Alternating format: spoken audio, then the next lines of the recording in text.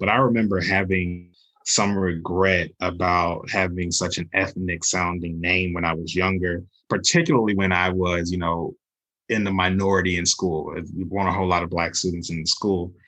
And I think that regret really illustrated the way that we are impressed upon at an early age, anti-Blackness and kind of severing our ties to our African ancestry and African roots, that we should instead aspire to a European ideal rather than cherishing who we are and standing tall in our African ancestry.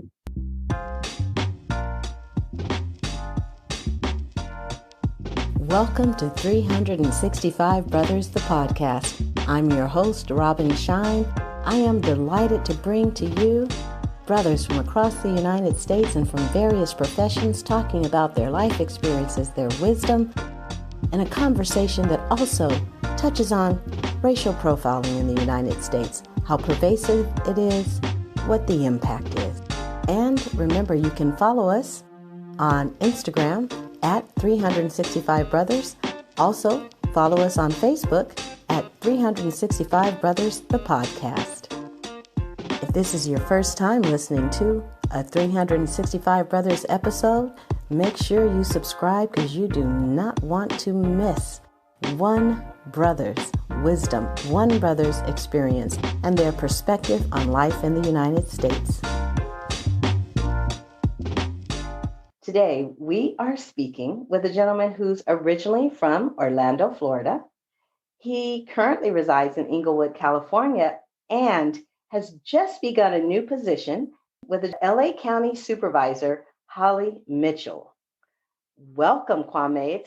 So you are what we call up and coming young brother. I mean, you're just starting to hit the 30s. I don't feel like it. And that's one of the weird things that I've always kind of grappled with through my life is I've always thought I was more advanced in age than my age allows or my age illustrates.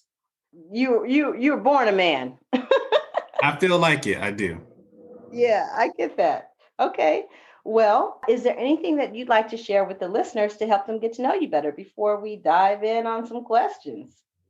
Sure. So Kwame Simmons, and we'll talk a little bit more about my name later, I believe. But I was born in Statesboro, Georgia, which is a small town just outside of Savannah, about 45 minutes or so in Bullock County, Georgia. Raised in Orlando, Florida, and moved out here to California about 4 years ago and consider myself an Angelino at this point. It feels like home. I love traveling. Traveling the world is one of my goals. I also love video games and reading books, particularly historical nonfiction books. I also love college football. I guess I'll throw that out there too. Who's your favorite team? My alma mater, UCF Knights. That's my favorite college football team. We've had some ups and downs over the last few seasons, but I do feel like we're heading into a really great era. We got a brand new coach who was formerly at Auburn. So I'm looking forward to seeing what Gus Malzahn can do for the program. All right. Okay. You'll forgive me because I got no comeback banter for you because I don't really watch sports, let alone college sports. I used to. I was an avid, oh my gosh, when I was in college, loved it. And then I don't do so well with the team sports. I'm one of those people that get all caught up in it and then get mad and stomp out the room when the team don't do what I clearly understand is the best moves they should have made. There's so much to it, which is why I guess ESPN and Fox Sports, all those networks are so, highly watched is because there's just so much to know about sports, kind of like politics. It's become a big business of knowledge. True that. Well, we're about to get some knowledge about Kwame Simmons. So let's jump in. What is your favorite song or movie, either now or all time? Say at the moment, it has to be Got to Give It Up by Marvin Gaye. Beyond having a really infectious kind of sound, there's so much depth to the song. And especially hearing the sound of Black people being joyous and being free, that really sticks with me even after the song is kind of ended. And his live concerts are really amazing. And I've been listening to his live concerts and Sam Cooke's live concerts. And there's so much energy. And especially when you hear the Black people just having fun at these concerts back in the day, knowing that they were really going through a very rough time. And Black people have constantly been going through so much in our country, but one thing is consistent is that you can't take away our joy.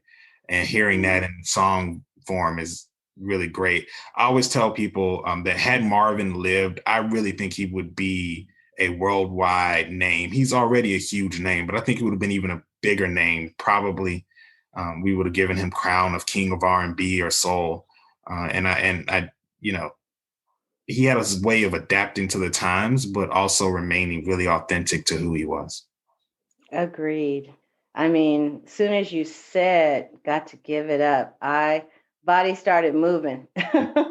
It's just I could hear the whole thing, and that is an amazing song, and he is indeed. Yeah, look, there's something about his ability to set a mood. You know what I mean? Yeah. It's almost like he's bottling up and producing the Black experience through song, because there's so much that we can relate to in the production of the song, the beats, the melodies, his lyrics. He had a really amazing gift, because there's so much that you can just latch onto that's familiar in his music. And there's a timelessness to it. Yeah. Yeah. What is a favorite childhood memory? Family gatherings, family reunions are always huge. And some of my best memories from my childhood revolve around family gatherings, particularly at my great grandmother's house in Georgia. I remember all of us kind of cramming in to her home around Christmas time. And it was a small home, but one of the things about the home was that it has so much history. My great grandmother and my great grandfather paid for that home based on their hard work in the Jim Crow South. You know, my great grandmother was a domestic, and around that time, that was, you know, one of the few things that Black women could do. And she saved up for the home. They saved up and was able to buy the home. And so being able to go there with family had particular importance. Just us being there in the Georgia winter, which, you know, it's not like a Minnesota winter. It's not super duper cold, but for those of us who lived in the South most of our lives, it's cold enough. And kind of gathering around the old time wall heater.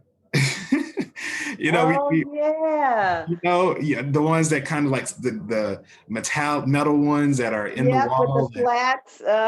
Yeah, and don't touch it because you will get. And just gathering around that and talking and laughing and catching up till the early hours in the morning. Is there a moment that you could take us to, a particular Christmas or gathering? Yes. We pack in the car, we drive, 5-6 hours to Statesboro, park the car in the driveway, and walking through the door and having the heat, smack you in the face in a good way. And then also, like I said before, the emotional warmth of seeing some distant relatives that you don't get to see a whole lot because lives are taking, sometimes divergent paths, and hugging people as soon as you walk in the door. And of course, the smell of sweet potato pie in the oven and all kinds of cakes. My great grandmother was an amazing baker. And the thing is, people would always say, "Hey, can you make this pie, make this cake for me?" She'd never charge them. She would do it with a smile. And it was because that was one of her ways of showing love. Wow, that sounds really nice. For some reason, I'm just inclined to ask you,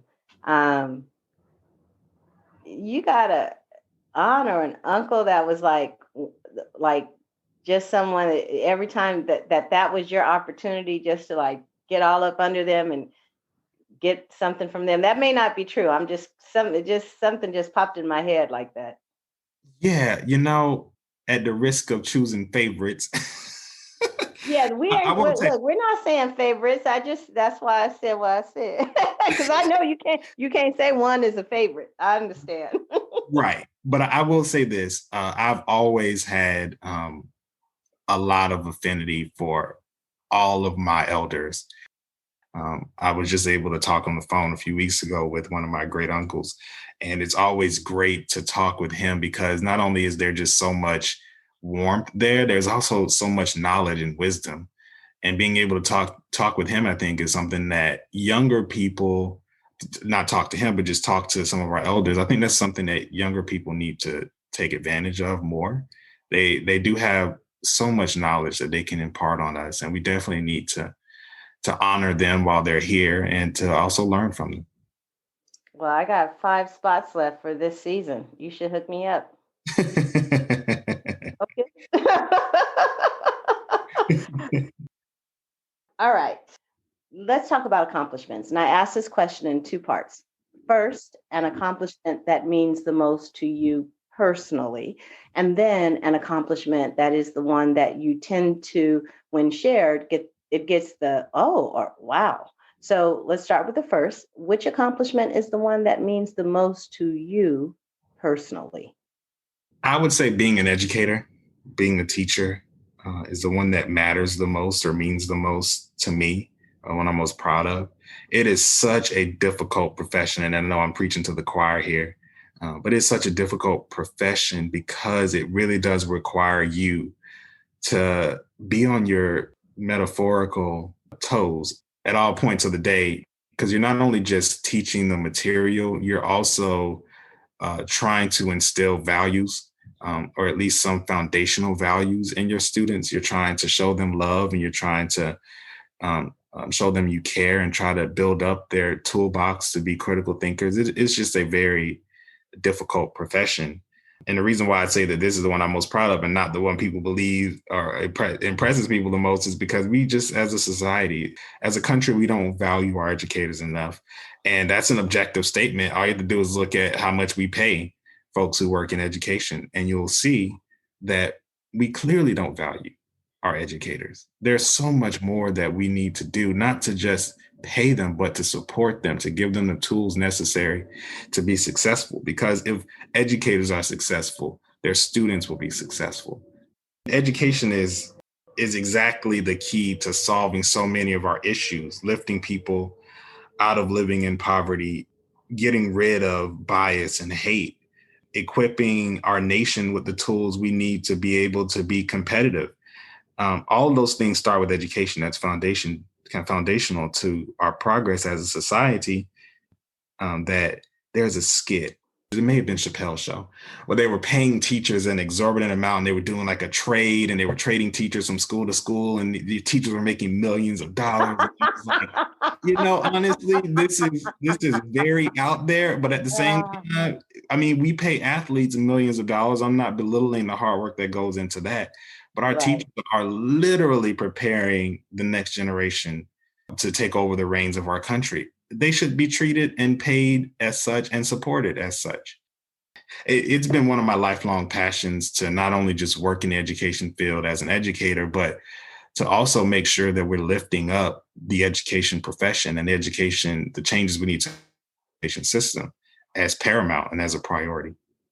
Well, I will say this. I am excited for what will happen in education over the next few years. And I Mhm. say that because so many parents now, because of COVID, have spent time with their kids and what it they're not seeing the whole classroom management aspect of all these multiple personalities, but they still see some of the challenges of managing the attention span, keeping them on task, things like that. But also you have parents who are in various fields, some app makers and people in other kinds of technology that have not partnered with education previously, applications that we haven't even thought of. And I'm so certain that there are parents who are going, I don't know why they do it like this when they could. And they're going to, I think there's going to be an infusion of new tools and new resources to possibly just change education up. Maybe we don't have to do it the same way we did it 100 years ago. There might be something new that is more appropriate for the future that is that we're heading into. Anyway, I agree with that.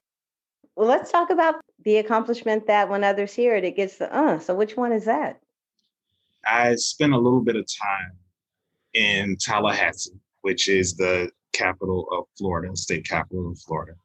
Spent a little bit of time in Tallahassee during the general session, which is the time that the legislature meets to pass all kinds of bills. And I say all kinds of bills because there's a lot of shenanigans that go on in Florida legislature for a number of reasons. But occasionally, there's some good ideas that can get through.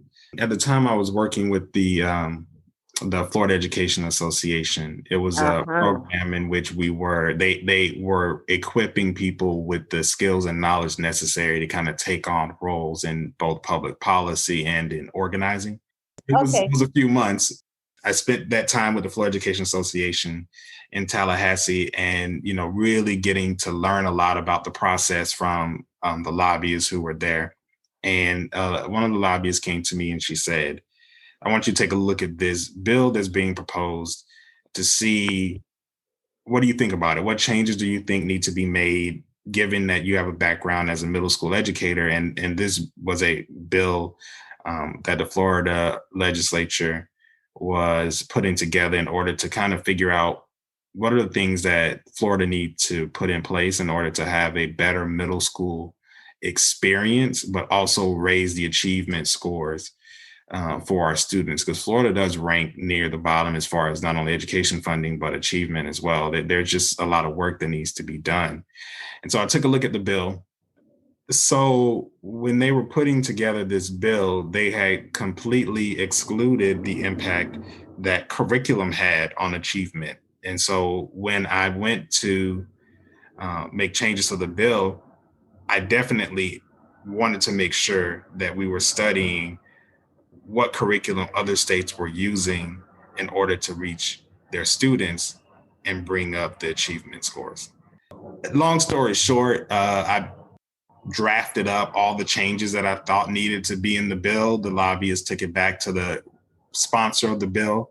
The sponsor accepted about 90% of the changes that I wanted to make. And the bill passed the committee, passed both houses, the Senate and the state house, and was signed by the governor and became law. Fantastic. That is incredible. It sounds like they were trying to revamp and make schools better, but not looking at, well, what are we learning? What is needed? The public may not know, but the textbook companies, they do a new edition, and mostly, generally speaking, without a push from people like you and people working in policy, they just, update something that we've now found out is no longer true, or, something that's, maybe it's now offensive and it wasn't at a time. But in terms of actually taking another look and saying, what do students today need to know for this future? It doesn't happen a lot. So it's huge, actually, that you would get that included so that the children in Florida might get a chance to learn something more relevant. Yeah. That gets my wow for sure. That's cool. Let's talk about words. What is a favorite quote, saying, metaphor, or book? It's actually my favorite book series. It's on the life of Lyndon Johnson. So it's a series by Robert Caro, and it's such a complex history, but it's also an amazing tale of power.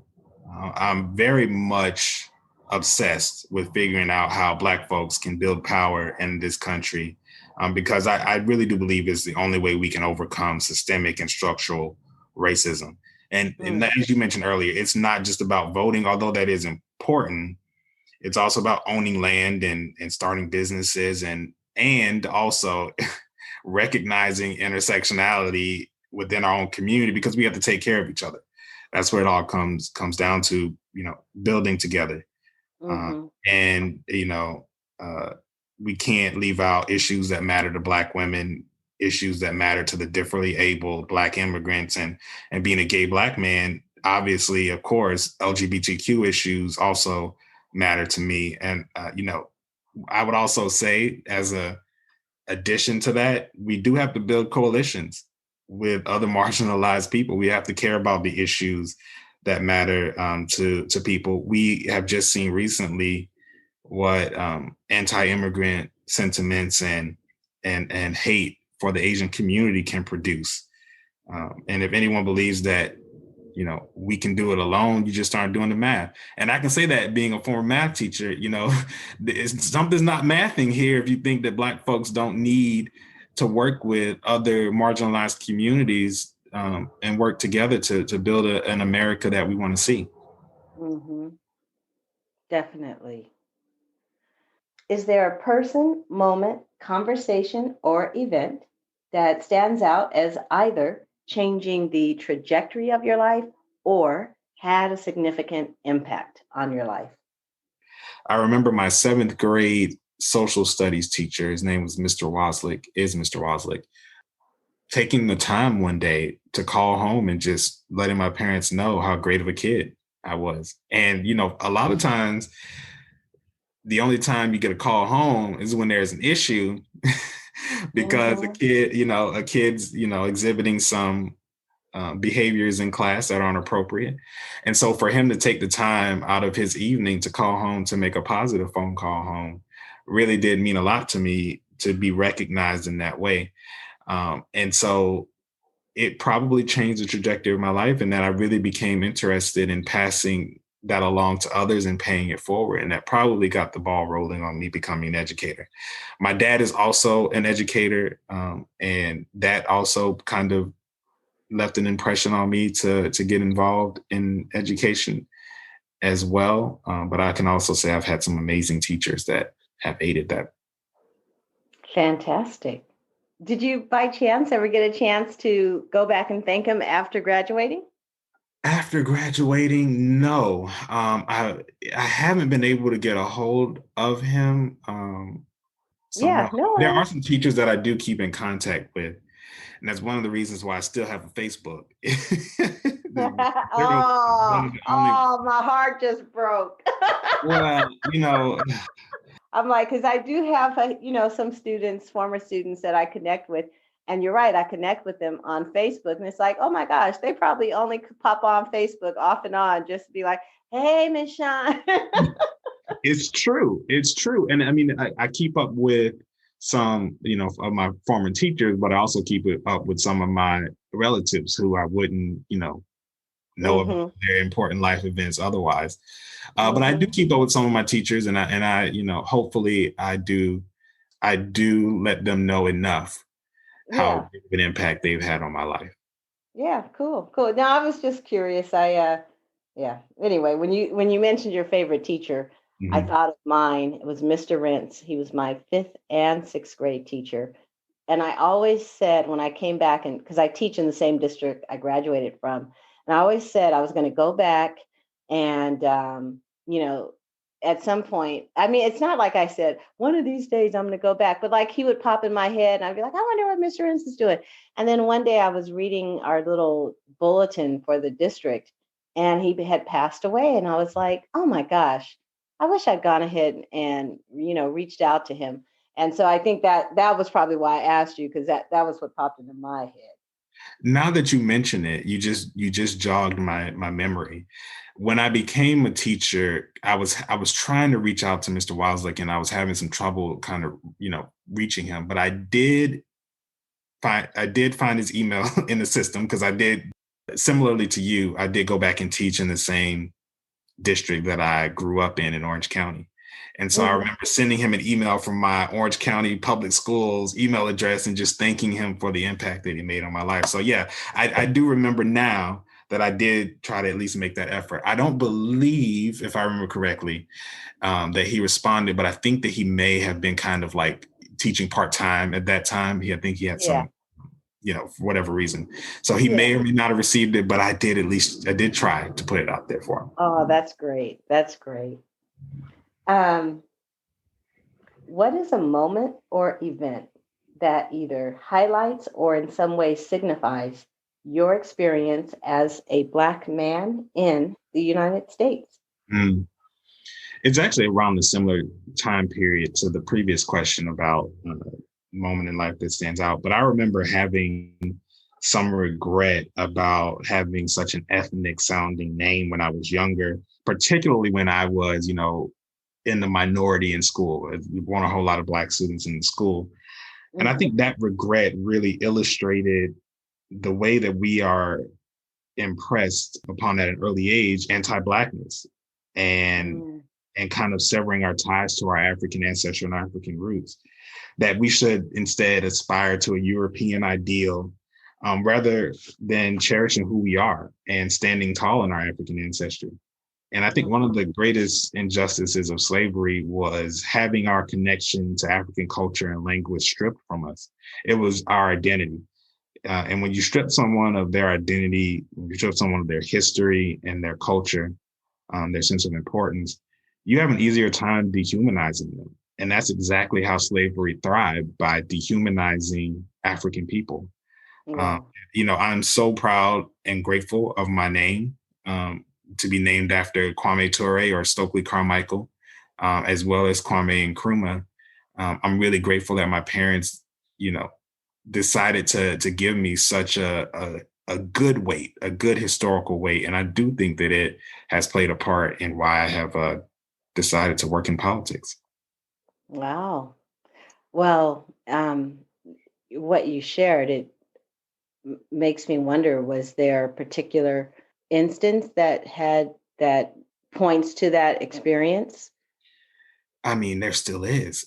So many people have such a difficult time with my name. And it's not always just the Kwame versus the Kwame, which doesn't necessarily bother me all that much. You say Kwame versus Kwame. Of course, my name is Kwame. But when people get it so wildly wrong and then they spend 30 seconds trying to figure it out, or they say, oh, well, where are you from? And I say Georgia, and like, no, where are you really from? Like, I'm from Georgia. I just told you where I'm really from. And kind of that, it was uncomfortable when I was younger. Now I lean into it. I talk about how I was named after Kwame Ture and Kwame Nkrumah. And Kwame Nkrumah was the first president of independent Ghana. I talk about it being Swahili. I talk about it being a name given to male children born on Saturday, which I actually was. I don't know how my parents pulled that off, because to my knowledge, I was supposed to be born on a different day than I actually was. So my dad, he won't divulge how he was just, I guess, prescient. Maybe he had a whole bunch of names and he was trying to figure out which day. I don't know. But I was born on Saturday. It to me now, it's joyful whenever I talk about my name. It's with pride. But I definitely do remember being younger and just having some regret. Have you seen Key and Peele's The Substitute? I have. Oh my gosh, I love that. Yeah, that's a great skit. Yeah. Yeah, it flips that thing, and if I'll have a clip, a link to The Substitute. If you've never seen Key and Peele's The Substitute, you must watch it. Just go down to the show notes and check that out for a nice little funny. I remember hearing in the news as Kamala Harris was, as the news was starting to discuss her after she was chosen as our vice president, and the efforts to make sure they got it right. And it's like, I can't remember which comedian, maybe if it was Dave Chappelle or Kevin Hart or who, but they were like, they named some of the crazy names that news anchors pronounce with no problem. You know what I mean? Where names that have like 2 vowels and 10 consonants. Right. We're just pointing out how there is a bias. I don't know why I'm stuttering when I say that there is a bias. Thanks for sharing that. Have you had any interactions with law enforcement? And if so, what or when? Yeah, I remember being pulled over for a speeding ticket when I was in college. And this was the very first time that I'd ever been pulled over at all. It was kind of one of those speed traps where they were trying to, catch people who were going over the speed. And it wasn't even wildly over the speed limit, but I digress. Mm-hmm. But what really stuck with me then was just being questioned about whether or not it was my car. Um, Uh-huh. and kind of feeling humiliated, feeling infuriated. There's just too many times when Black folks are dehumanized, even in small interactions. Like, I mean, just a speeding ticket. Did you really have to take it there to say, "Is this your car?" You know, and Right. and I think that's just it's a part of too many of our experiences. Agreed. And I love that you shared something that seemingly seems so simple, like I could imagine someone going, well, I mean, uh, sometimes maybe he just wondered, maybe someone they'd had a report and it's like, just trust us on this.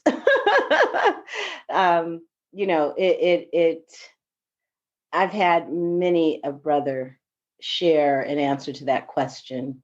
Um, you know, driving a nice car Mhm. and having that happen, repeatedly. And I can't remember which brother it was, but one of them said, I worked hard. I've earned the money, I've earned the time, I've earned the ability to drive this car, and I'm not going to let someone's feeling that it shouldn't be that way for me get in my way. I grossly paraphrase, but I mean that was the gist of it. And the way that he said it, I loved how he said that, because it was like, I'm not going to make your inability to understand that I'm equally capable of having anything you can have get in the way of my enjoyment. But there's still the hassle of it. Yeah, the weird thing was, yeah, and I love that answer as well. But the weird thing for me was it wasn't even a nice car. It was it was a 10-year-old car. It was a 2000 Honda Accord. It was the only thing I could afford at the time. And so I'm like, you questioning me over this car? Like, I mean, and the thing for me is words and how people say things matter. Yes. And Oh, yeah. kind of the tone and the way he looked at me, it was just like, really, man? Like, and that's when I say we really do have to do a better job of making sure that we train people and have consequences for people who don't treat people like humans in the midst of public safety. I mean, on the flip side of this, I can remember before this experience where I was a passenger in a car and we were pulled over in high school. Hmm. And my friends and I, there were about three of us in the car, and we had a police officer pull us over and having an amazing experience with that police officer. I mean, he had a smile on his face the whole time. He was respectful. He was kind. My friend still got a ticket, but it wasn't the kind of dehumanizing experience. And so I say it's possible to have Hmm. public safety officials who value us as humans and want to see the best for us rather than asserting their authority. And I think that's a lot of the, beyond the racism, which is underlying in a lot of these interactions, but the need to kind of assert your authority is pervasive. Right. Right. It is pervasive. And listeners, y'all gonna get tired of me reminding you, but for those who might be listening for the first time, each Monday in March, the first 4 Mondays in March, I interviewed a brother who was in law enforcement. So you definitely want to check them out. And I mentioned that because one of the brothers, it was Alonzo Duncan, he talked about having going through that same thing that, I love, he said, and I was young and dumb and a new officer, that it was about, hey, I'm the officer. You just need to listen and do what I ask you to. And then growing out of it, like, having enough experiences to realize, oh, wait, my job is way more than this. But, I asked him about that culture and he said, yeah, that is there. And it is definitely something that perhaps more education, more training, different requirements, longer time in training for law enforcement officers could help with. I remember one person talking about maybe the first 4 years you're on a job, you don't have a gun. You have other duties, things that you do. They're just different things that we might be able to do to kind of take some of that out that you're talking about. That, hey, I'm the authority. I got the gun. Right. And I mean, and unfortunately, that is the image of law enforcement that we've been conditioned to see in our True. media and in the movies and throughout our life. And Hmm. so when people become law enforcement, they think this is how I have to act because this is how people in law enforcement act. And isn't it kind of funny how we, in some cases, we glorify officers who bend the rule, like in the movies, the ones who, just skirt a little beyond the line, but they get the job done. Yeah, That. the Jack Bowers of the world. Yeah. I mean, even the Hmm. recent movie with Denzel was The Little Things, in which I don't want to ruin the movie for anyone, so you know, I'm not going to divulge too much, but Yes. you know, that same kind of concept. And Hmm. he's the protagonist, you know? Hmm. Hmm. Yeah, and that's important. I appreciate you mentioning that because I haven't. I'm not saying it didn't happen. I'm just going to say I haven't heard a lot about how we might alter the portrayal of officers to impact our view of law enforcement. So thank Of you for bringing that up. course. If the United States was a woman with whom you could speak, whether she's a mother, a lover, a stranger, a neighbor, a friend, whichever is, works for you, what would you say to her? I'm struggling with this question because I'm like, if you had said the United States was a man, I'd probably go in a little harder than I would if you were, asking me if the United States were a woman. Hmm. Um, I would probably say we have so much more work to do to build equity, liberty, justice for all, and really live up to the promises uh, that were made. But I also do want to make sure that I do talk about the displacement of indigenous people on this land before we became the United States of America and the contributions that they made, the struggle that they went through and continue to go through in this country. I definitely want to make sure that we keep an eye on ensuring that we bring fairness to those people as well, Yeah, and justice to those people. yeah. Excellent. What is love to you?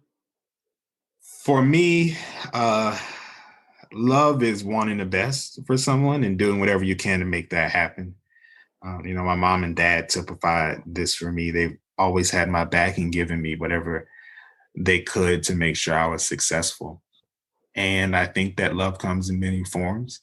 And one of the things that I have also grappled with is, when you're the kind of masculinity, the way that our society, tries to promote masculinity as, you can't say love. And so I've even over the years been coming to kind of grips with not only just expressing my love, but even the simple, that's not so simple act of saying I love you to someone. It's been a challenge for sure.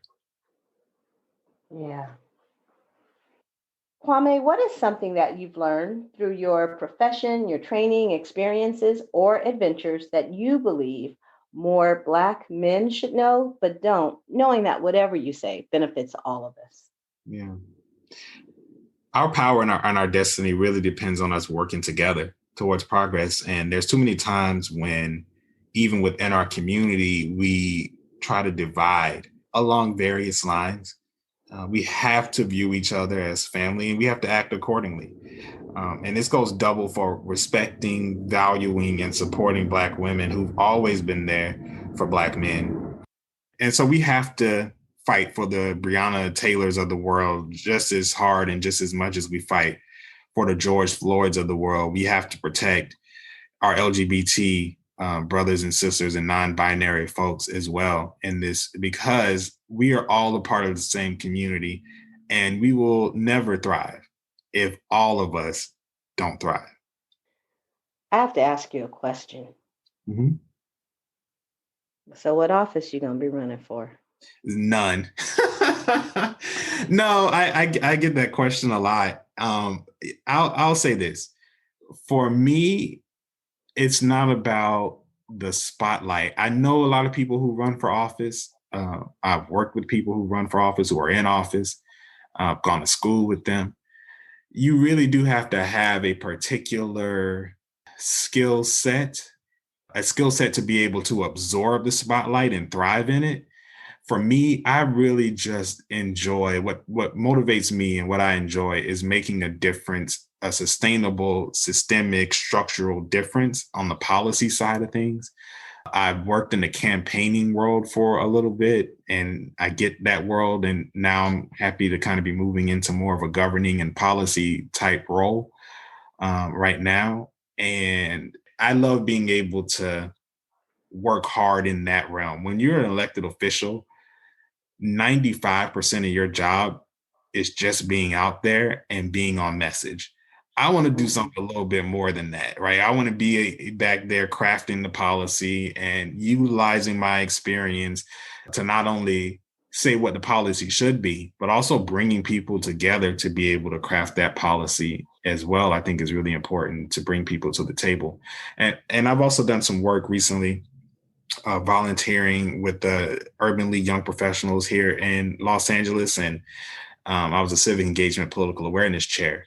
And part of that role was me helping equip young folks, young professionals, I should say, with the knowledge and skills that they need to make change in their community. And one thing I always tell people is you don't have to run for office to make change. There are a lot of different ways in which you can get involved. It could be something as simple as phone banking for a candidate that you believe in. It can be something like joining an advisory board in your community, because they do a lot of time, oftentimes they have power and they have, authority and oversight in some cases. There's a lot of different ways that folks can get involved. And I'd rather be kind of that motivating force to help people understand that system, because it's not something we're taught. And it's definitely not something that Black folks are taught and marginalized people are taught, because that's a tool to help build your power. And the people who want to oppress us don't want us to have those tools. So I say all that to say I'm okay where I am. If I were, if We heard you.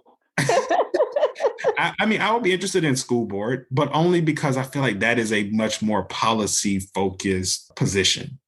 Right. And I do think that there's so much work that needs to be done at the local level, not only ensuring that educators have the tools that they need to be successful, but all the things that we mentioned up before, like the curriculum and relevant, all of those things. I could see school board at some point, but I don't even, that's if. I heard you. I'm having fun with you. So obviously, if you're asked a lot, it's probably for the same reasons I asked. And it's because you have well, first of all, you are clearly about bringing people together for betterment, to be in dialogue with one another, to improve not just any one community, but really the aggregate of communities that make up the United States. I mean, it's a through line in your answers and what you share. And so that's part of it. But then it's also because you've already played a significant role in legislation. You're clearly in and around government. So that's what made me ask that question. But I'm really glad that I asked, because it led you to share something that I don't think we hear enough about, which are all those other ways to be involved. Like when you said get involved in an advisory council, I'd never thought about that. I love walking.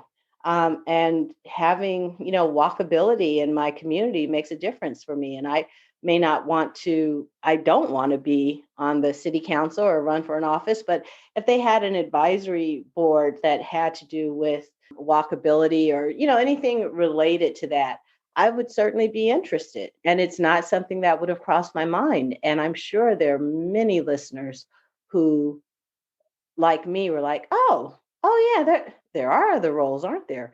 So before I move on, since you threw out a few and you've obviously worked in and around government for a while, are there maybe two other ways that citizens could get involved that we don't really think about in our community?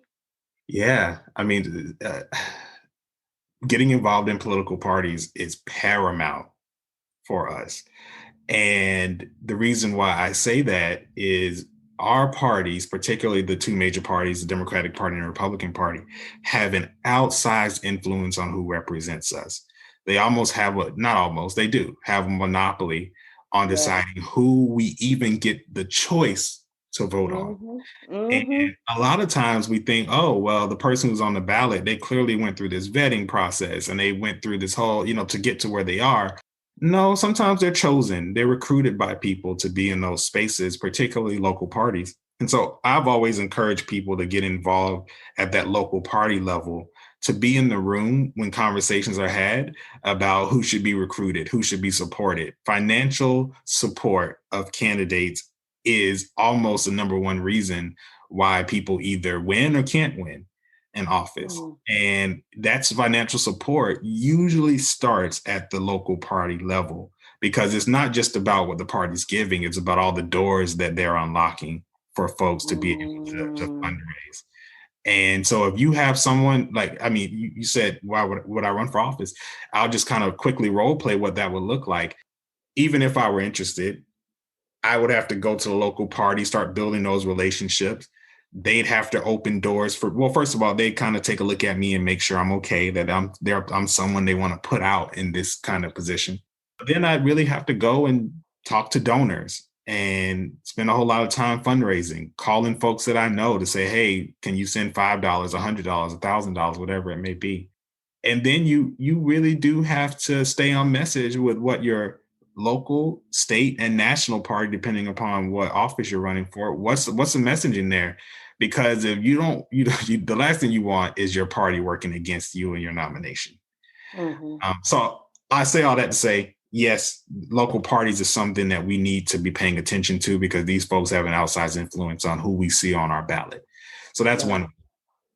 A second way is joining organizations like the Urban League, like the NAACP.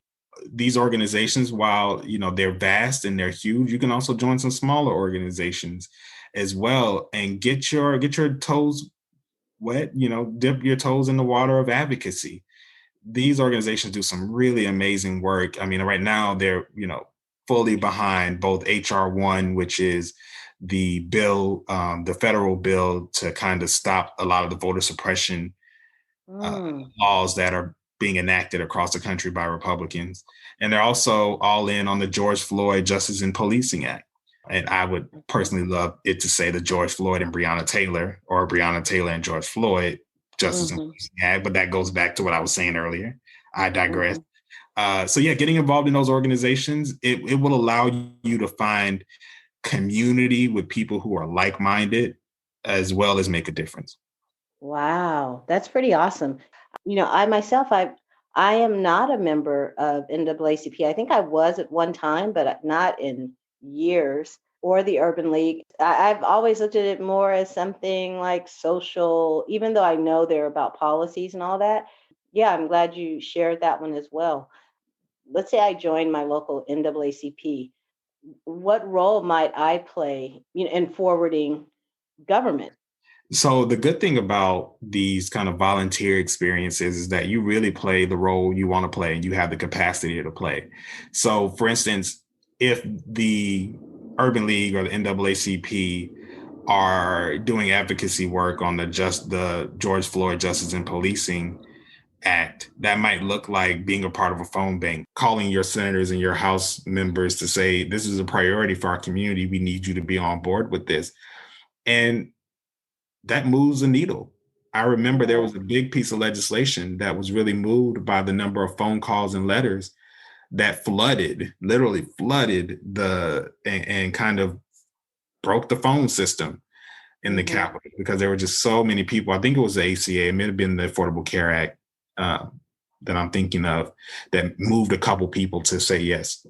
It might also look like meeting with legislators. The great thing about having, being attached to a known name like the NAACP or the Urban League is that you could probably get more meetings that way.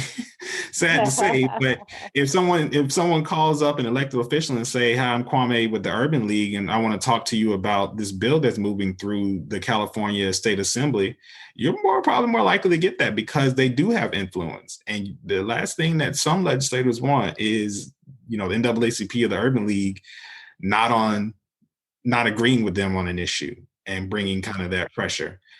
So it looks different ways. I will also say this. I've met some of my best friends who've helped me really kind of navigate this move to California over the last 4 years through the Urban League Young Professionals. And so as much as it is about giving and advocacy work, it's also a great place to meet some really great people too.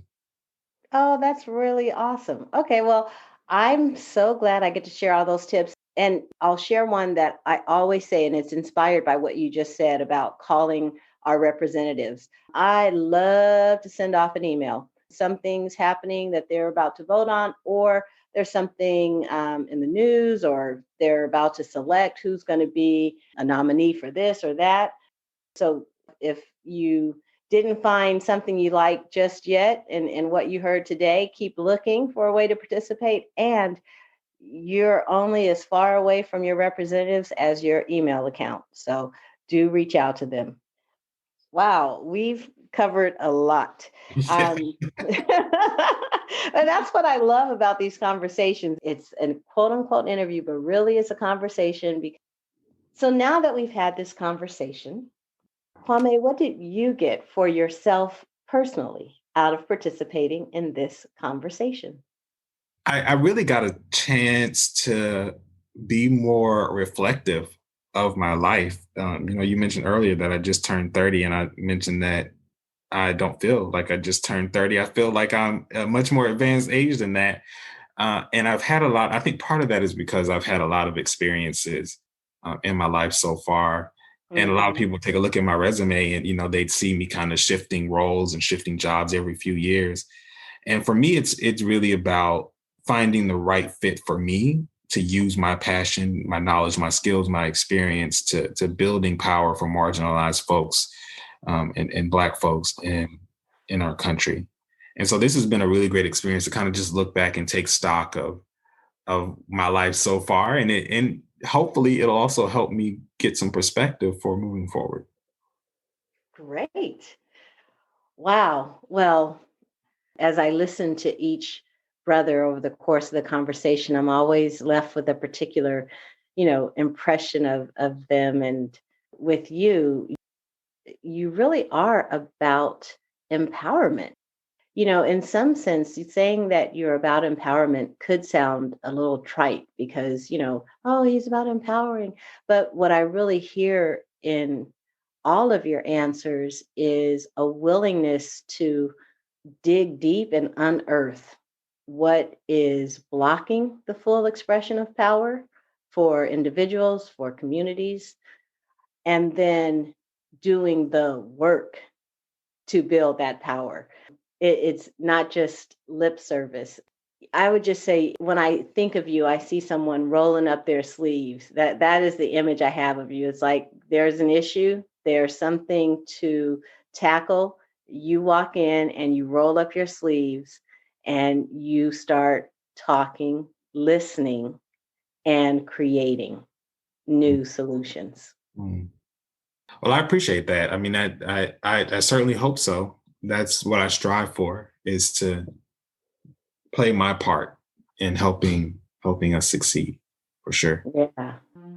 Remember, you can follow us on Instagram at 365 Brothers. Also, follow us on Facebook at 365 Brothers, the podcast. Lastly, I just want to let you know, producing a podcast, it takes something, and I'm really grateful to have partnered with alidu.com. They make publishing easy. There's a link in the show notes for anyone who either has a podcast or is thinking about a podcast. You don't need to learn all that sound balancing and compression. Save all that. Use your time for what matters, interviewing and sharing the stories that your podcast brings. Thank you for listening to 365 Brothers. I certainly hope you enjoyed the episode. I encourage you to subscribe. Please leave a review. I want to know what you think. Also, if you know someone who would be a fantastic guest for 365 Brothers, please direct them to our website, 365brothers.com. You'll also find all the episodes there, 365brothers.com. And your support is welcome. And remember, to listen is to love.